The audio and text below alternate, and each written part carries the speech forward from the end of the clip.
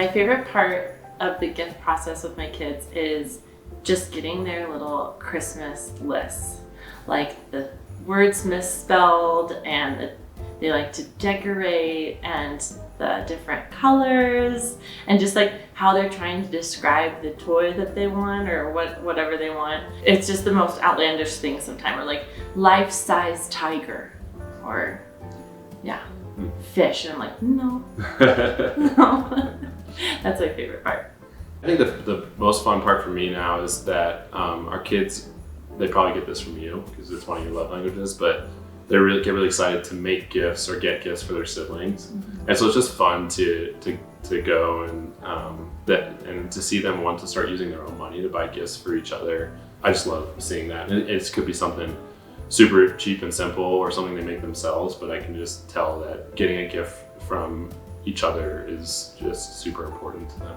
Yeah, I woke up this morning to little feet running on the floor, pattering up the stairs at like 6:20 in the morning, and I got up at 7 and I went and checked Gus, and he was awake, and I was like, were you up this morning? What were you doing?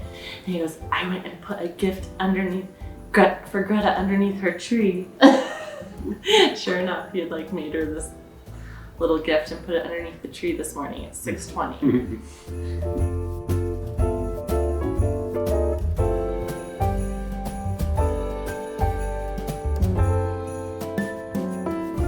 Moms have a lot of pressure all year long, but then especially at Christmas, to create this magical experience and Christmas season for your kids.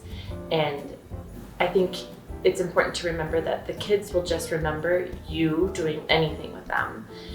Just spending time with your kids, your babies, your toddlers, and singing Christmas songs with them, that's what they're gonna remember, and the feeling that they're gonna remember for the rest of their life. It's not gonna be all the toys you bought them or all the parties you took them to. It's going to be the quality time that they had with their mom and their dad. Yeah, and I would just say for dads and for moms, show yourself a lot of grace during the Christmas season because it is crazy. And to show each other grace, I mean, your house might be kind of a mess for a while, and might be kind of chaotic. You might be driving a lot of places and doing a lot of stuff, but just remember that you only have so many Christmases with your kids in your house. And as Kirsten said, the time you spend with your kids is what will be most important, most impactful, and really you only have so many Christmases where it's magical for them. And so that happens whether things are perfect or they're not. And spoiler alert, they're never perfect. So embrace it. And as moms, you can plan the most magical day and the most magical party, and then you show them and they throw temper tantrums the whole time. So it's not always going to be perfect, but they'll remember you just spending time with them and loving on them.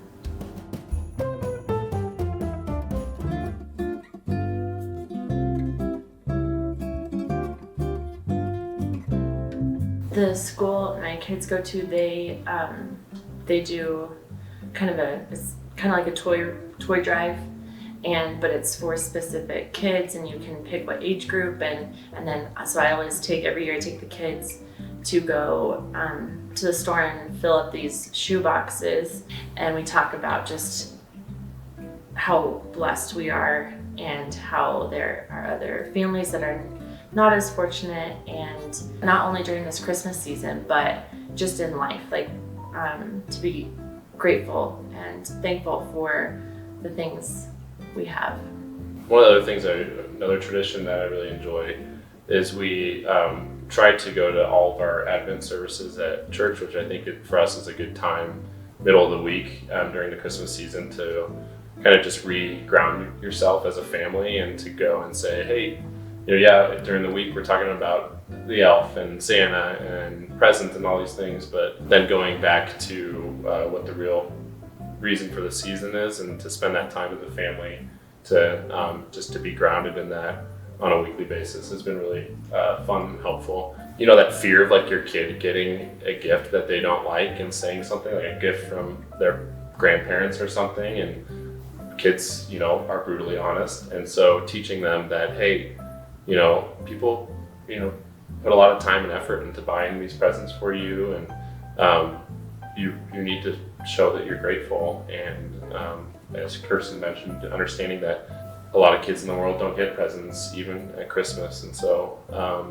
trying to communicate that it's not always easy and it takes a lot of time, but we're just very intentional about that, which I think is over the years has been really helpful for our kids.